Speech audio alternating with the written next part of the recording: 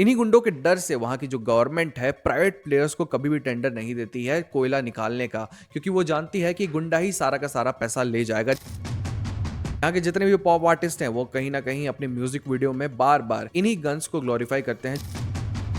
पाकिस्तान और पंजाब के बीच में जो भी बॉर्डर है उसमें बार बार इतनी ही बड़े क्वांटिटी में ड्रग्स पकड़े जा चुके हैं।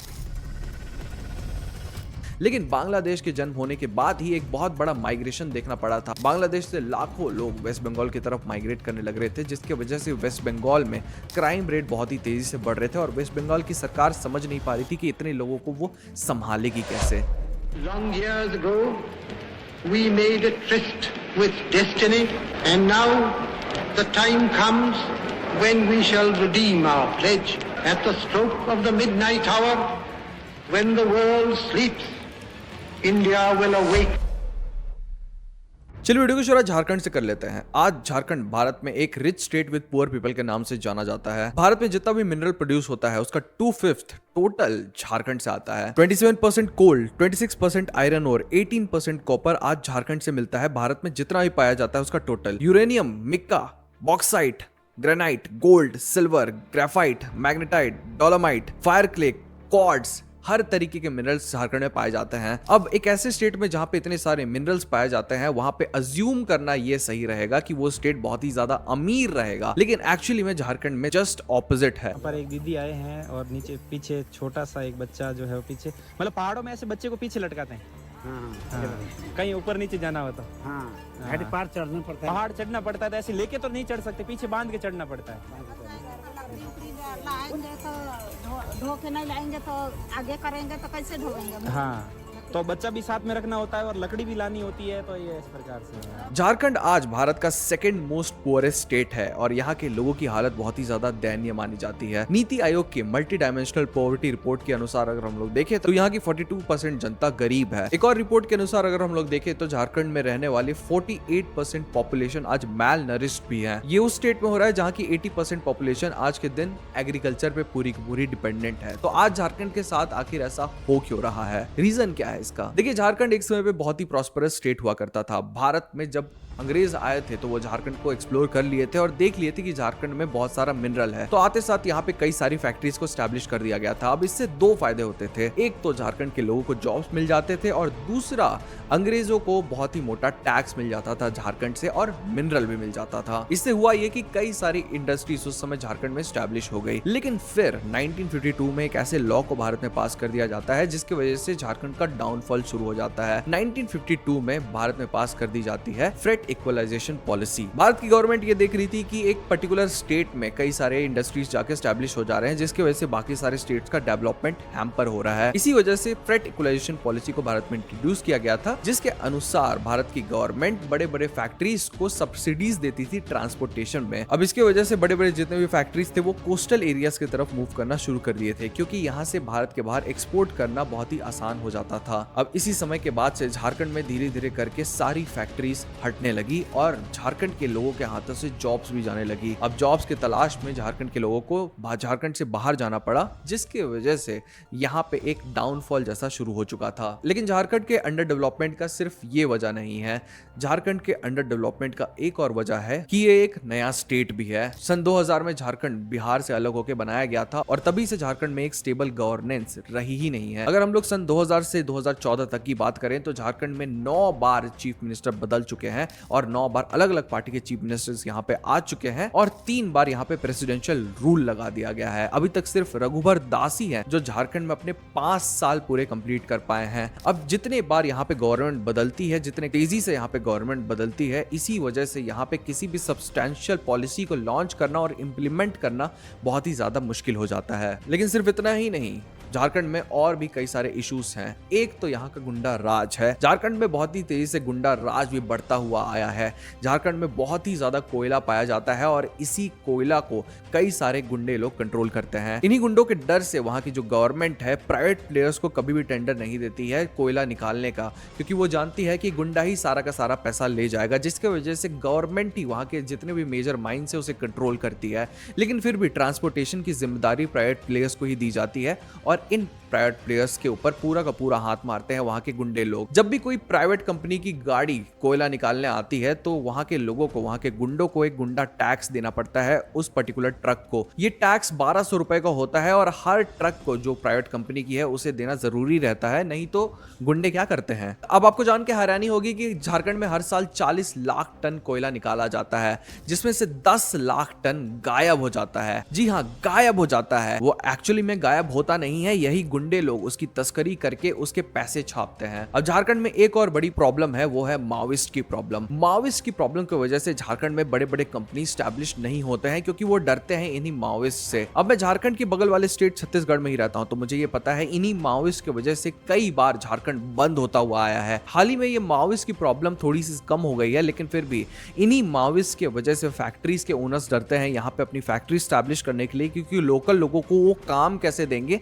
जब ये लोकल लोग उनकी फैक्ट्रीज के खिलाफ खड़े हो जाएंगे और उन्हीं को ही मारने लगेंगे। इन सारे रीजंस की वजह से कहीं ना कहीं आज झारखंड भारत का one of the most poorest state बन गया है। झारखंड को एक अच्छे और एक बड़े नेता की बहुत ही जल्दी जरूरत है, जिसकी वजह से झारखंड में एक अच्छी गवर्नमेंट बन पाए, एक सब्सटैंशियल पॉलिसी लॉन्च कर पाए, गवर्नेंस वहां की अच्छी रहेगी तो झारखंड बहुत ही तेजी से डेवलप कर पाएगी। पंजाब, आज के दिन ये हाल हो गया है पंजाब का।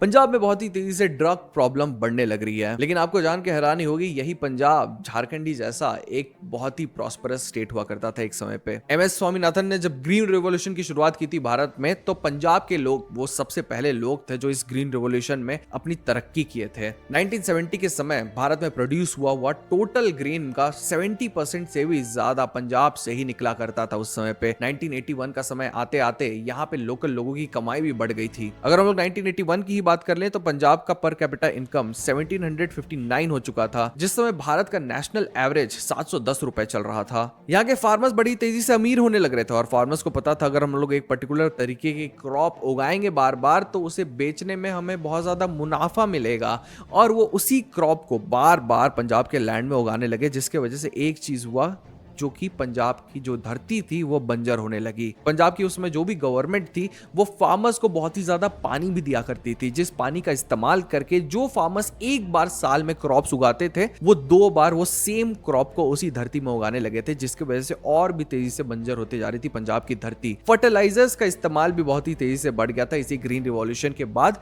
और इन्हीं फर्टिलाइजर्स के जो अंश थे वो एक समय पे ब्रेस्ट मिल्क में भी पाए जाने लगे थे। पंजाब में इतना ज्यादा पानी यूज किया जाता है आज के दिन कि अगर ऐसा कंटिन्यू रहा तो माना यह जाता है कि 2039 तक पंजाब में जितना भी ग्राउंड वाटर है उसका 70% से भी ज्यादा खल्लास हो जाएगा। एक और बड़ा इशू है पंजाब का, वो है पंजाब में बढ़ता ड्रग प्रॉब्लम।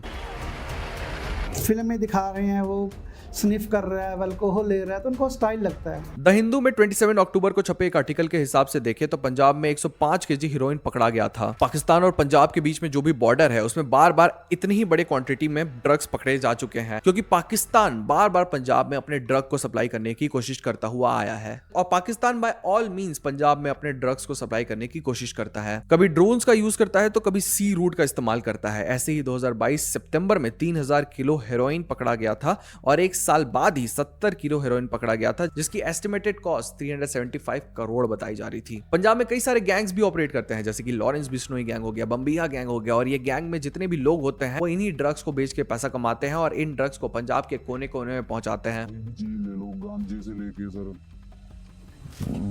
वाइट तक ले लो, आइस भी मिल जाती है, आइस एक वो भी मिल जाती है। इन गैंगस्टर्स के खिलाफ कोई कुछ बोल भी नहीं सकता, ना कोई लोकल आदमी बोल सकता है, ना कोई बड़ा नेता बोल सकता है, ना कोई पॉप आर्टिस्ट बोल सकता है, क्योंकि कहीं ना कहीं इन्हीं सारे गुंडों से सारे लोग डरते हैं। पंजाब में एक और बड़ी प्रॉब्लम है, वो यहाँ की गन की प्रॉब्लम है। पंजाब में बहुत ही तेजी से गन कल्चर भी प्रमोट होता हुआ आया है। यहाँ के जितने भी पॉप आर्टिस्ट हैं वो कहीं ना कहीं अपने म्यूजिक वीडियो में बार बार इन्हीं गन्स को ग्लोरीफाई करते हैं, जिसकी वजह से उनके जितने भी फॉलोअर्स होते हैं वो एक समय पे एक गन ओन करने का सपना देखते हैं, जिसकी वजह से ये गन प्रॉब्लम जो है पंजाब की वो बढ़ते हुए आई है। Punjab is also going through a very tough Khalistani movement.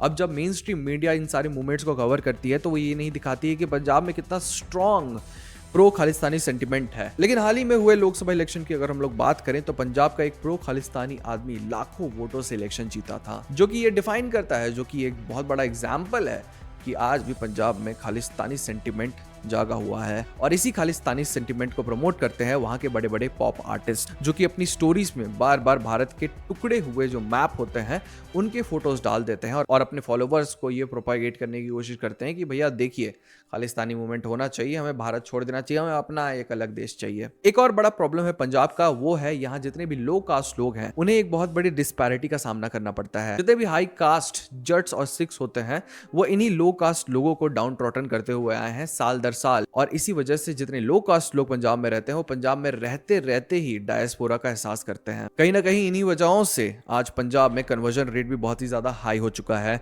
जितने भी क्रिश्चियन मिशनरीज होते हैं वो जानते हैं सॉफ्ट टारगेट एक्चुअली होता क्या है, तो वो बार बार पंजाब में जाके इन्हीं लोगों को टारगेट करते हैं और उसे रिलीजन चेंज करने में मजबूर करते हुए आए हैं। अगर आप कुछ साल पहले के डेटा की अगर बात करें तो पंजाब में बहुत ही तेजी से कन्वर्जन्स बढ़ने लग रहे हैं और कहीं ना कहीं इन सब चीजों के पीछे वहां के जितने भी हाई कास्ट लोग हैं उनका हाथ है। अगर हम लोग पंजाब के लैंड डिवाइड की बात करें तो वहाँ के ST SC OBC जितने भी लोग हैं वो पंजाब का सिर्फ 3.5% लैंड ओन करते हैं, जो कि ये दिखाता है कि पंजाब में एक बहुत बड़ी फाइनेंशियल डिस्पैरिटी भी है, जिसके वजह से जितने भी लो कास्ट लोग हैं वो आउट ऑफ प्लेस फील करते हैं। Fake guru, goonda raj, drug problem, social economic disparity, इन सब चीजों के वजह से पंजाब आज वो पंजाब नहीं रहा है जो एक समय पे हुआ करता था। वेस्ट बंगाल की क्या बात करें। वेस्ट बंगाल एक समय पे भारत का one of the most prosperous state हुआ करता था। यहाँ पर लिटरेसी रेट भी सबसे ज्यादा हुआ करता था। सिर्फ भारत में नहीं पूरे दुनिया में वेस्ट बंगाल की बातें हुआ करती थी। वेस्ट बंगाल का टेक्सटाइल इतना ज्यादा फेमस था कि भारत क्या यूरोपियन ट्रैवलर्स जो उसमें हुआ करते थे वो भी वेस्ट बंगाल के टेक्सटाइल के बारे में बात लिखा करते थे अपनी किताबों में। ईस्ट इंडिया कंपनी जब भारत में आई थी तो यहाँ के साइंस, आर्ट्स, लैंग्वेज, म्यूजिक और पोर्ट को देखकर इतना इंप्रेस हो गई थी कि उन्होंने कैलकाटा को एक समय पे भारत का कैपिटल बना दिया था। अब इसके बाद जितनी भी फैक्ट्रीज थी वो कैलकाटा में आके एस्टैब्लिश होने लग रही थी, जिसके वजह से कैलकाटा में जॉब्स बहुत ही तेजी से बढ़ रहे थे और यहाँ का डेवलपमेंट भी बहुत ज्यादा तेजी से हो रहा था। आप आज भी देख सकते हैं कैलकाटा में बड़े बड़े ब्रिजेस हैं जो कि अंग्रेजों ने बनाए हैं और आज तक वो टिके हुए हैं। लेकिन फिर क्या हुआ? फिर वही हुआ कैलकाटा के साथ जो झारखंड के साथ हुआ था। 1952 का समय आता है और भारत में फ्रेट इक्वलाइजेशन पॉलिसी लॉन्च कर दी जाती है, जिसके बाद वेस्ट बंगाल में जितने भी बड़े बड़े फैक्ट्रीज हुआ करती थी वो कोस्टल एरियाज की तरफ मूव करना शुरू कर देती है, जिसके बाद वेस्ट बंगाल में फैक्ट्रीज की अमाउंट बहुत ही ज्यादा कम हो जाती है, इनफैक्ट ना के बराबर हो जाती है। अब इसके बाद वेस्ट बंगाल के जितने भी लोग रहते हैं वहां पे वो वेस्ट बंगाल से बाहर निकलने लगते हैं जॉब्स की तलाश में। लेकिन फिर समय आता है 1971 का, जब पाकिस्तान से अलग होकर बांग्लादेश का जन्म होता है। लेकिन बांग्लादेश के जन्म होने के बाद ही एक बहुत बड़ा माइग्रेशन देखना पड़ा था। बांग्लादेश से लाखों लोग वेस्ट बंगाल की तरफ माइग्रेट करने लग रहे थे, जिसके वजह से वेस्ट बंगाल में क्राइम रेट बहुत ही तेजी से बढ़ रहे थे और वेस्ट बंगाल की सरकार समझ नहीं पा रही थी कि इतने लोगों को वो संभालेगी कैसे। अब जब एक समय पे वेस्ट बंगाल से सारे फैक्ट्रीज मूव आउट कर चुके थे तो वेस्ट बंगाल के लोगों के अंदर एक एंटी फैक्ट्री सेंटिमेंट जनरेट हो गया था। वो किसी भी फैक्ट्री को वेस्ट बंगाल में नहीं लगवाना चाहते थे। इसका सबसे बड़ा एग्जांपल हमें 2009 में देखने को मिला था, जब टाटा वेस्ट बंगाल में एक बहुत बड़ी फैक्ट्री स्टैब्लिश करने वाला था, जिसकी वजह से वेस्ट बंगाल में कई सारे जॉब्स जनरेट होते। लेकिन उस समय वेस्ट बंगाल और वहां की एक बहुत बड़ी पॉलिटिशियन ममता बनर्जी के द्वारा एक बहुत बड़ी मुहिम छेड़ी गई थी, प्रोटेस्ट छेड़ा गया था, जिसके वजह से वहां पे टाटा अपना फैक्ट्री स्टैब्लिश नहीं करवा पाया था और उसे अपना फैक्ट्री वहां से मूव करना पड़ा था। अब टाटा तो अपना फैक्ट्री वेस्ट बंगाल से मूव कर लिया था, लेकिन इसी अपॉर्चुनिटी को ममता बनर्जी ने अपने पॉलिटिकल करियर की कन्वर्जन में लगा दिया था। यानी कि यहां से सूर्योदय हुआ था ममता बनर्जी के पॉलिटिकल करियर का। अब ममता बनर्जी को एक मसीहा जैसा ट्रीट किया जाता है वेस्ट बंगाल में। तृणमूल कांग्रेस की है और वो लगातार कई बार वेस्ट बंगाल की चीफ मिनिस्टर बन चुकी है। ऐसा माना जाता है वेस्ट बंगाल में कि इनको चीफ मिनिस्टर के कुर्सी से कोई हटा ही नहीं सकता, और ये ऐसे नेता के बारे में बोला जाता है जिसने वेस्ट बंगाल को आज भारत का one of the most illiterate state बना दिया है और one of the most poorest state भी बना दिया है। तो फिर आखिर ममता बनर्जी को एज अ मसीहा क्यों ट्रीट किया जाता है? ये सब कुछ सिर्फ और सिर्फ उनके वेलफेयर स्कीम्स की वजह से और वेलफेयर इनिशिएटिव्स की वजह से, जिसका फायदा वेस्ट बंगाल के हर कोई आदमी और औरत सब उठाते हैं। कई सारी स्कीम्स है वेस्ट बंगाल में, जैसे कि लक्ष्मी भंडार स्कीम, जिसमें वेस्ट बंगाल की गवर्नमेंट ST SC OBC महिलाओं को 1200 रुपए और बाकी कास्ट के लोगों को 1000 रुपए देती है। कर्मश्री, ट्रॉनर सपनो, रूपाश्री प्रकापला और इसी तरीके के कई सारे वेलफेयर स्कीम्स आज तृणमूल कांग्रेस के द्वारा वेस्ट बंगाल के लोगों को दिए जाते हैं और इन्हीं स्कीम्स के बदौलत ममता बनर्जी बार बार अपनी सरकार वेस्ट बंगाल में बनाते हुए आई है। ये वही लीडर है जिसके अंतर्गत कई सारे गुंडे तृणमूल कांग्रेस की तरफ से खड़े होते हैं और वो इलेक्शन जीतते हुए आए हैं। लोकल इलेक्शन के समय भी वेस्ट बंगाल का ऐसा हाल हो जाता है कि वो एक जंग भूमि, एक लड़ाई की भूमि में बदल जाता है पूरा का पूरा। अगर हम लोग 2023 के पंचायत पोल्स की ही बात करें तो उन पंचायत पोल्स के समय 40 लोग अपनी जान गंवा दिए थे और 400 से भी ज्यादा लोग यहाँ पे जख्मी हो गए थे। ये सब क्यों? क्योंकि वहां पे गुंडों को टिकट मिलती है और गुंडा कैसे इलेक्शन जीतता है? सिर्फ और सिर्फ वायलेंस के दम पर। आज इसी नेतृत्व, ममता बनर्जी की नेतृत्व के वजह से कहीं ना कहीं वेस्ट बंगाल की हालत ऐसी हो चुकी है कि उसको रिवाइव करना बहुत ही ज्यादा मुश्किल हो चुका है। पहले इन तीनों स्टेट्स के बारे में जब हम लोग बात करते हैं तो मुझे यही समझ में आता है कि एक समय पे ये बहुत ही ज्यादा प्रॉस्पेरस हुआ करते थे, लेकिन कहीं ना कहीं छोटी छोटी चीजों के वजह से इन सारे स्टेट्स में डेवलपमेंट बहुत ही तेजी से रुक चुका है। इन सारे इश्यूज को कैसे सॉल्व करना चाहिए, आप क्या सोचते हैं इसके बारे में हमें कमेंट सेक्शन में जरूर बताइएगा। और ये हमारी एक नई सीरीज है जिसमें हम अलग अलग स्टेट्स के बारे में और उनके प्रॉब्लम्स के बारे में बात करेंगे। तो अगली वीडियो में हम किन स्टेट्स के बारे में बात करें, हमें कमेंट सेक्शन में ये बात भी जरूर बताइएगा। और देखिए, हम ऐसी वीडियोस बनाते रहते हैं तो हमारे चैनल को सब्सक्राइब करके जाना मत भूलिएगा। आज की वीडियो से इतना ही, मिलते हैं अगले वीडियो में।